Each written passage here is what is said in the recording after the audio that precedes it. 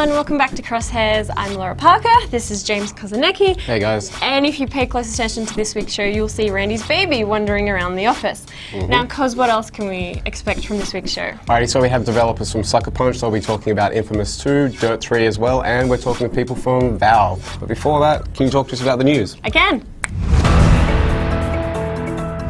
Welcome back to Crosshairs News for the week ending Friday, April 15th.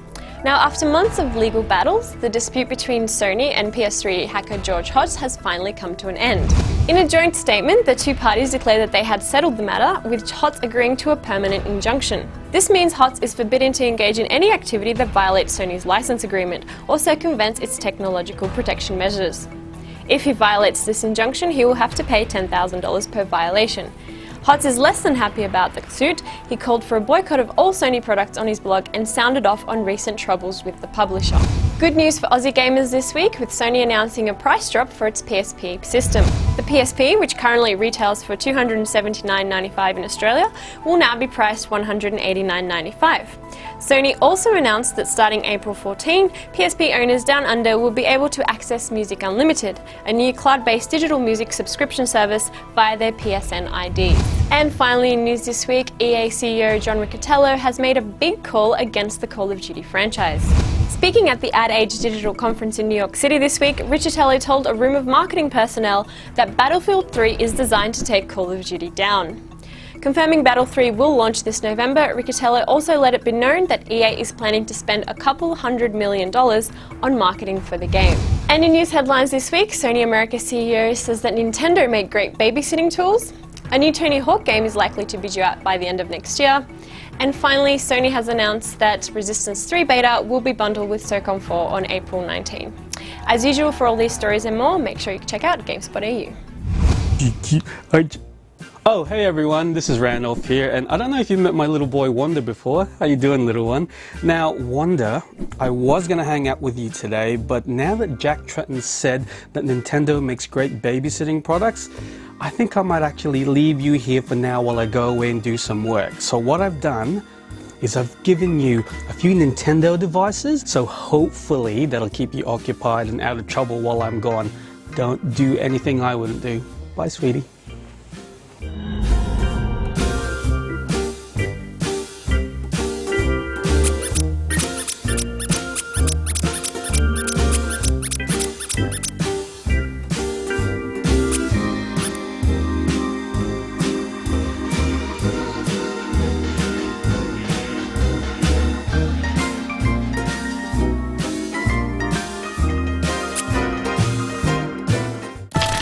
If you're expecting the latest blood and brain splattering game orgy in this week's ratings watch, then you're out of luck, as the games rated this week by the Australian Classification Board are pretty tame. First up is the next in the seemingly never-ending line of Naruto games, Naruto Shippuden 3D: The New Era. This game marks the debut of Ninja Naruto on the 3DS, and will make use of the handheld's motion controls to dodge and initiate attacks. The game has been rated PG for mild violence. Next is the upcoming installment in Telltale's Back to the Future games, Episode 3 Citizen Brown. Will things return to normal for Marty and Doc? Will we see some hoverboard action? Find out more with this title, which has been rated PG for mild themes and coarse language.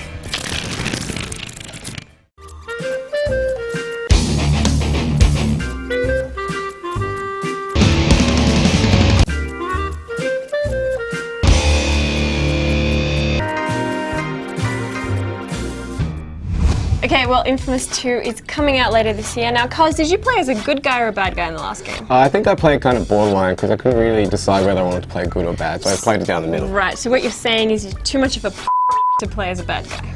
You could say that, or you could just Because you're say like a nice guy. I'm indecisive and don't like to make those sort of hard decisions. You could say that. But while Dan's in the US at the moment, he managed to catch up with someone from Sucker Punch to talk about Infamous 2.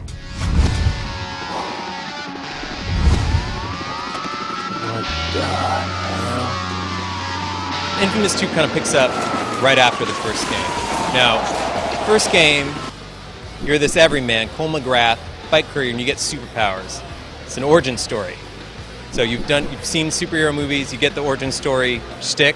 So in Infamous 2, it's more of an underdog story. At the start of the game, Cole gets his ass kicked by this entity called the Beast, who's this really strong, civilization-destroying monster. And over the course of Infamous 2, he travels to this town called New Marais, where he finds the tools to power himself up. He runs across other superpowered people who he makes friends with and makes alliances with, so that ultimately he can confront this monster that humbled him so thoroughly at the beginning of the game. So we're talking superhero here. What's going to be amped up in Infamous 2? Oh, Infamous 2, we take it all to the next level. We take the powers from the first game that we thought were awesome, and then we just add on top of that. You've got a hand-to-hand melee weapon that allows you to mix it up and get really close and personal with enemies. We've got villains that are much bigger and more spectacular than we ever dreamed of doing in the first game. And of course, a wide assortment of electrical superpowers, and you can pick up some ice and napalm powers, depending on which characters you make friends with. Why have you amped up Melee so much? Why was that important? Did people tell you that they played the game largely in a stand-back kind of role and they want to get more personal? Yeah, when we shipped Infamous 1, we kept getting the same message over and over again, which is, I just want to wail on people, I want to smash their face in. And, at first we were alarmed, and then we're like, okay, well, let's let them smash in people's faces. So, and it's kind of, it's part of the superhero thing, right? You want to just take your fist and knock somebody's block off. It's what you see in these classic superhero adventures. So, I said we're going to do it right. And that's what Infamous 2 delivers on.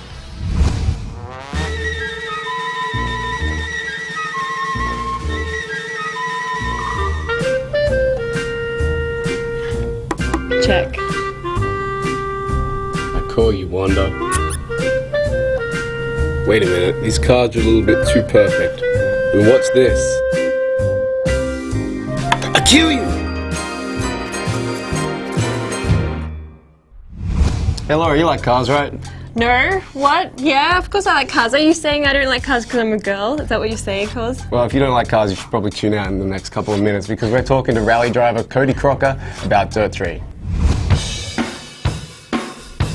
What are your thoughts on the game? Look, this is one of my favourites I've had for a long, long time, and going through the whole series from the very start, even up to Dirt 2, it was it's the game that was always at the front of my collection, all the rest sort of went to the back, so I'm looking forward to 3 now. So you don't get sick of racing cars professionally than playing racing games?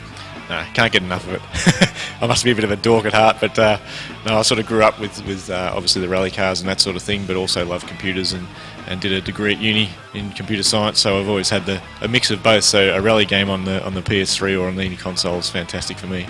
What other sort of games do you play? Other racing games. I've actually got a golf game in there, I think, as a mix too, but I haven't played that much. Where do you see these sort of games sitting as far as simulation goes? Do you use it for that sort of purpose? A little bit. I think it's probably for the concentration point of view. It's always good to do longer stages and just keep your mind focused for that time and not be distracted and not press pause to go and have a break. Try and get through the whole stage in one go. How do you stay focused? I mean, there's a lot of distractions in rally, terrain deformation and crowds and wild animals. How do you stay focused in a race? Absolutely. There's plenty of things happening, and we even had, in the last rally recently, we had a wasp fly into the car and it's buzzing around in front of you. So all these things are really hard to manage, and that's probably one of the keys, is actually not losing focus and getting rid of those distractions and working hard not to be distracted. And that's something you develop over time, and it's one of those difficult things, but you just got to deal with it.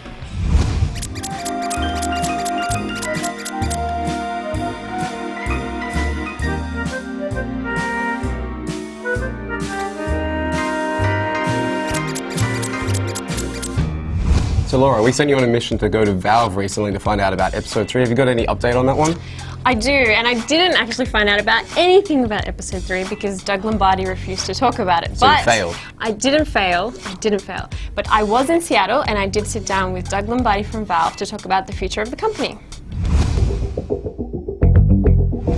I came to Valve from Sierra, where I was the company's marketing manager there at the publisher. I worked on Half-Life 1 and then Half-Life Opposing Force, and then I was actually being recruited to another major publisher who's a console holder now, but wasn't then.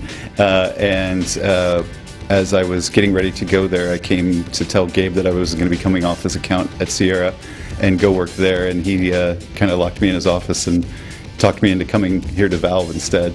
That was about 11 years ago or so, and I've been handling the PR, marketing, and publisher relations for Valve ever since then. And in that time, how have you seen the company kind of grow and develop? What are some of your favorite highlights over the years? Wow, we've grown a lot over the years, so I'm not sure how long you want me to go on about this. I mean, there's some really major things about the company that have changed. I mean, when I first came over from Sierra, it was basically the company that had built Half-Life. Counter-Strike hadn't happened yet. Team Fortress Classic hadn't happened yet, and Steam hadn't happened yet. So in those early days, you know, Counter-Strike was a really, really big deal. Counter-Strike sort of led us to Steam because we had this growing online audience and we had no way to auto-update them or make sure they were all playing the same version. And that was really the genesis of Steam, was to come up with this way to manage the games and keep them up to date and keep everybody current. And then that became a digital distribution system. And obviously Half-Life 2 was another really, really big moment for Valve. There's sort of life before and after Half-Life 2 at Valve. We were about 60, 70 people the day Half-Life 2 shipped, and we're about 260 now. So the company's grown up a lot to being from a company that basically makes one game at a time to a company that makes multiple games at a time, also has this large, you know, digital distribution platform on the PC as well. But all that said, it's really still kind of the same company. You know, Gabe's still this regular guy that walks around in blue jeans and sits in on any meeting that, you know, folks need his time on. Everybody is still, you know, very much passionate about the projects they work in, the games they work on. It hasn't become, you know, sort of this bureaucracy or this big company feel at all. It's just more people, same kind of feeling. Pilotwings Resort puts players at the helm of 3 different types of aircraft as they attempt to complete various challenges. Despite being released alongside the Nintendo 3DS in North America last month, Pilotwings Resort missed out on an Aussie launch, much to the dismay of local fans. It's also a big week for Kinect and Move, with both motion platforms seeing new releases. Michael Jackson The Experience was originally released on the Wii back in 2010 and now makes its way over to the PS3 and Xbox 360. On top of the updated visuals, the game takes advantage of Kinect and Move's enhanced tracking abilities. The song list is also being revived, adding in tunes like Blood on the Dance Floor and I Can't Stop Loving You to the roster. Other motion games out this week include Virtual Pet Simulator Fantastic Pets for Kinect and minigame compilation PlayStation Move Heroes for the Move. For the full list of games out this week, check out AU Shipping Out. Wonder what. Oh, look! He's asleep. God bless. Thank you, Nintendo.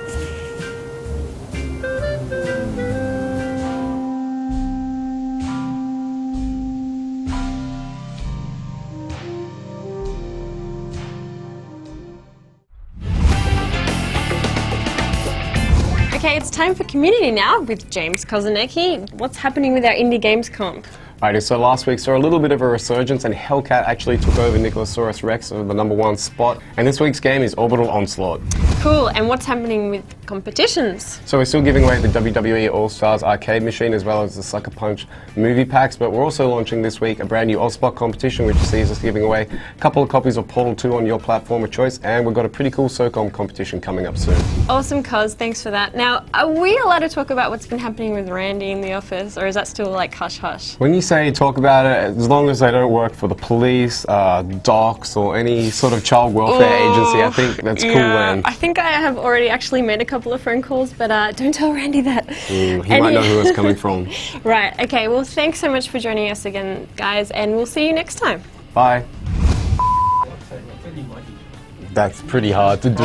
Hey, are you backseat hosting? Because if you are, I'm sitting there. I would zip it. So Yeah. just do your job. Do your role. Is it true that Gabe Newell once tried to install an online pizza ordering system into Steam from Domino's?